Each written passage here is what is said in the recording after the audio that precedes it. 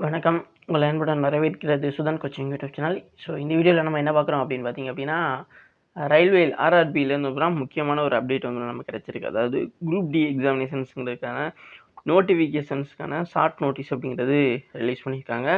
So இதில் நமக்கு எப்போ ஆன்லைன் அப்ளிகேஷன்ஸ் ஓப்பன் ஆகுது, எப்போ க்ளோஸ் ஆகுது அப்படிங்கிற டீட்டெயில்ஸை தெரிஞ்சுக்க முடியும். ஸோ அதே போல் தான் இன்னமும் எக்ஸ்ட்ரா இன்ஃபர்மேஷன்ஸை இதில் நம்ம தெரிஞ்சுக்கலாம். ஸோ வாங்க வீடியோக்குள்ள போகலாம். ஸோ இதில் இந்த ஷார்ட் நோட்டீஸ் பார்த்தீங்கன்னா, எம்ப்ளாய்மெண்ட் நியூஸில் வரக்கூடியது. ஸோ ஃபுல் டீட்டெயில்ஸுமே நமக்கு அஃபீஷியல் நோட்டிஃபிகேஷன்ஸில் ரொம்ப டீட்டெயிலாக கொடுப்பாங்க. ஸோ இந்த ஷார்ட் நோட்டீஸில் என்னென்ன கொடுத்துருக்காங்க அப்படிங்கிறத பார்க்கலாம்.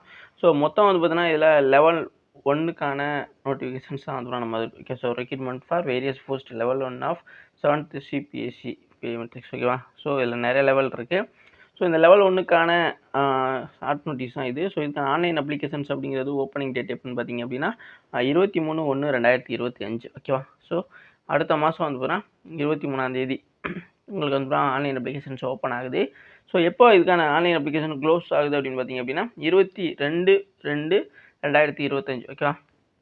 கிட்டத்தட்ட ஒரு 30 நாள் தராங்க ஓகேவா. ஸோ 30 நாள் தர்றாங்க.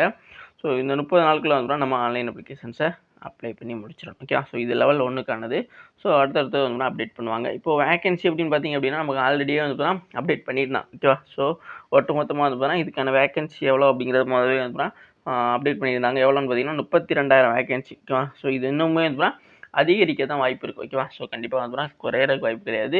ஸோ இன்க்ரீஸ் ஆக தான் வாய்ப்பு இருக்குது. அடுத்ததாக இந்த எக்ஸாமினேஷன் அதாவது இந்த லெவல் 1 குரூப் டி எக்ஸாமினேஷன்ஸ் இருக்குல்ல, இதுக்கான ஏஜ் பார்த்தீங்க அப்படின்னா 18 வயசுலேருந்து 36 வயசுக்குள்ள அவங்களுக்கு இருக்கணும். ஸோ அது எந்த தேதிப்படி பார்த்தீங்க அப்படின்னா 1/7/2025 படி பார்த்தீங்கன்னா உங்களோட ஏஜ் 18லேருந்து 36 வயசுக்குள்ள இருந்துச்சு அப்படின்னா நீங்கள் கண்டிப்பாக இந்த குரூப் டி எக்ஸாமினேஷன்ஸை எழுதுறதுக்கு எலிஜிபிளான ஒருத்தர் ஓகேவா.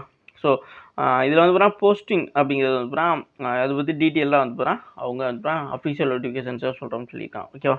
ஸோ அதை நான் பார்த்துக்கலாம். ஸோ இதுக்கான இனிஷியல் பேமெண்ட் அமௌண்ட் அப்படி சம்பளம்னு பார்த்தீங்க அப்படின்னா 18,000 அப்படிங்கிறது இருக்கும் ஓகேவா. ஸோ 18,000ங்கிறது உங்களுக்கு இருக்கும். இது தவிர அலோவன்ஸு டிஏ இதெல்லாம் சேரும் பொழுது நல்ல ஒரு சேலரியில் உங்களுக்கு ஒரு ஜாப் இருக்கும் அப்படிங்கிறத நம்ம தெரிஞ்சுக்கலாம் ஓகேவா.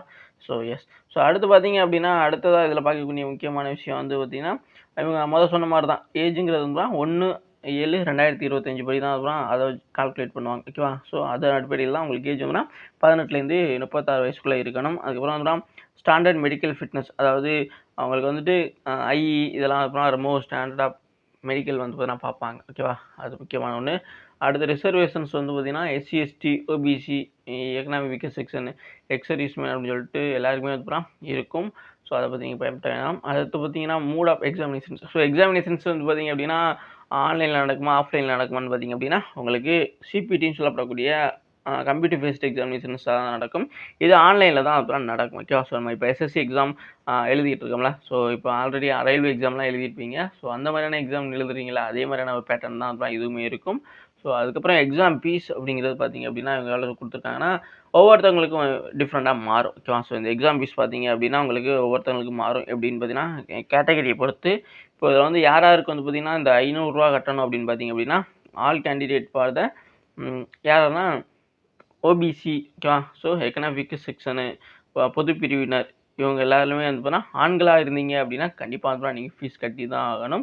அதே யாருக்கு ஃபீஸ் கிடையாது அப்படின்னு பார்க்குறதுக்கு முன்னாடி இங்கே 500 நம்ம கட்டுறோம்ல, இதில் எக்ஸாம் நீங்கள் அப்ளை பண்ணி அதாவது எக்ஸாம் போயிட்டு நீங்கள் அட்டன் பண்ணிட்டீங்க அப்படின்னா உங்களுக்கு 400 ரீஃபண்ட் பண்ணிடுவாங்க. ஸோ 100 மட்டும்தான் எக்ஸாமுக்கான ஃபீஸாக எடுத்துக்கிடுவாங்க.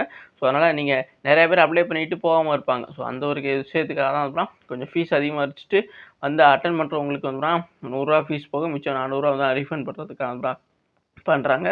ஸோ இதுக்கான பேங்க் டீட்டெயில்ஸும் உங்களுக்கு அப்ளை பண்ணும்போது வாங்கிக்குவாங்க ஓகேவா. எஸ். ஸோ அடுத்து பார்த்தீங்க அப்படின்னா இதில் யாரெல்லாம் கட்ட தேவையில்லை அப்படின்னு பார்த்தீங்கன்னா பிடபிள்யூடி அதாவது டிசபிலிட்டி பர்சன்ஸ் அவங்க ஃபீமேல் நீங்கள் எந்த கேட்டகரியாக இருந்தாலும் சரி அதுதான் சரிங்களா. மாற்றுத்திறனாளியாக இருந்து நீங்கள் எந்த கேட்டகரியாக இருந்தாலும் சரி அதே மாதிரி பெண்கள் அப்படிங்கிற மாதிரி இருந்தாங்கன்னாவே ஓகே தான். ஸோ நீங்கள் ஓபிசி தான் பொதுப்பிரிவு எக்கனாமிக் செக்ஷன் அதெல்லாம் தேவையில்லை. பெண்கள் அப்படின்னாவே இங்கே எக்ஸாம் ஃபீஸ் அப்படின்னு பார்த்தீங்க அப்படின்னா 250 வரும் ஓகேவா. ஸோ நான் ஃப்ரீன்னு சொல்லிட்டேன் எஸ்எஸ்சியில் சொல்கிற மாதிரி மன்னிச்சுக்கிடுங்க.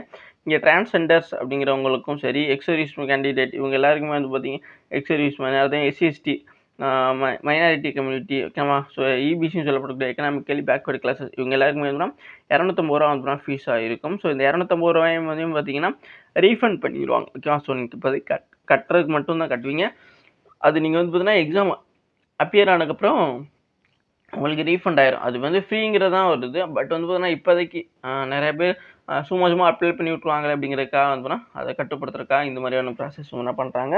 ஸோ அதனால நீங்க கண்டிப்பா ஹார்ட் ஒர்க் பண்ணி படிச்சு எக்ஸாம் எழுத போறீங்க அப்படின்னா, கண்டிப்பா அப்ளை பண்ணி எக்ஸாம் அட்டெண்ட் பண்ணுங்க. ஸோ கண்டிப்பா சக்ஸஸ் ஆவீங்க. அடுத்த டீட்டெயில்ஸ் பார்த்தீங்க அப்படின்னா, எப்படி அப்ளை பண்றது அப்படின்னு பார்த்தீங்கன்னா, ஒவ்வொரு ரீஜனுக்குமே வந்து பார்த்தீங்கன்னா, ஒவ்வொரு வெப்சைட் இருக்கு. இப்போ நம்ம பார்த்துட்டு இருக்கோம்ல, இந்த மாதிரியான ரீஜன்லாம் ஓகேவா? ஸோ நீங்க எந்த ரீஜன்ல அப்ளை பண்ணணும்னு நினைக்கிறீங்களோ, அந்த ரீஜன்ல தான் அதுக்கான வெப்சைட் அட்ரஸ்ல போயிட்டு நம்ம போய் தான் வந்து அப்ளை பண்ற மாரி இருக்கும். ஓகேவா? ஸோ இவ்வளோ வந்து பார்த்தீங்கன்னா ரீஜன்ஸ் இருக்கு.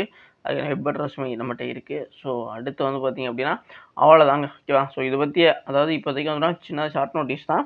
ஆ அதே மாரி வந்து பார்த்தீங்கன்னா, இதில அப்ளை பண்ற மோடு வந்து பார்த்தீங்க அப்படின்னா, ஒன்லி ரயில்வே அதாவது ஆன்லைன் மோட் மட்டும் தான். அதே வந்து பார்த்தீங்கன்னா, ம் அ ரயில்வே வெப்சைட்ல மட்டும் தான் வந்து அப்ளை பண்ண முடியும். ஸோ நீங்க வேற எந்த ஒரு வெப்சைட்டையும் நம்பி போயிட்டு நீங்க உங்களோட டீட்டெயில்ஸ குடுக்க தேவையில்ல. சரிங்களா? அதே மாரி பார்த்தீங்கன்னா, நீங்க ஒவ்வொரு இதுவுமே ரிஜிஸ்டர் பண்ணும்பொழுது உங்களுக்கு வந்து மெசேஜ் மூலமா வந்து பார்த்தீங்கன்னா, எஸ்எம்எஸ் மூலமா வந்து பார்த்தீங்கன்னா, உங்களுக்கு ரயில்வேலேருந்து வந்து அப்டேட் பண்ணுவாங்க. ஸோ அதனால அந்த மாரியான நம்பகமான சில விஷயங்கள வந்து பண்ணிக்கிட்டே இருக்காங்க. ஸோ அதனால வேற எந்த ஒரு வெப்சைட்லயும் போயிட்டு உங்களோட டீட்டெயில்ஸ குடுத்து ஏமாந்துராதீங்க அப்படிங்கிறத இது மூலமா சொல்றாங்க. ஓகே. ஸோ இந்த ஷார்ட் நோட்டீஸ்ல ரொம்ப சிம்பிளான விஷயங்கள வந்து சொல்லியிருக்காங்க. ஸோ இதில முக்கியமான விஷயம் என்னன்னு பார்த்தீங்கன்னா, ஆன்லைன் அப்ளிகேஷன்ஸ் எப்போ ஓப்பன் ஆகுது, எப்போ க்ளோஸ் ஆகுது அப்படிங்கிறதும், ஸோ இதுக்கான வேகன்சி அப்படிங்கிறது ஆல்ரெடி நமக்கு தெரியும். ஸோ அவ்வளோதான். புரிஞ்சிருக்கும்னு நினைக்கிறேன். ஓகேவா? ஸோ எக்ஸாம் ஃபீஸ் நம்ம தெரிஞ்சிருக்கோம். ஸோ இது தவிர இன்னும் முக்கியமான விஷயங்கள வந்து இந்த ஃபிட்னஸ்ஸு ஓகேவா? ஸோ ரிசர்வேஷன்ஸு, ஆ சிலபஸ்ஸு, எக்ஸாம் பேட்டர்ன் எப்படிங்கிற எல்லா விஷயத்தையுமே வந்து நம்ம அஃபிஷியல் நோட்டிஃபிகேஷன்ஸ் ஃபுல் டீட்டெயிலா வருவாங்கல்ல, அதில வந்து நம்ம தெரிஞ்சுக்கலாம். இதுவரைக்கும் வீடியோ ஃபுல்லா பார்த்தமைக்கு நன்றி. Thank you guys.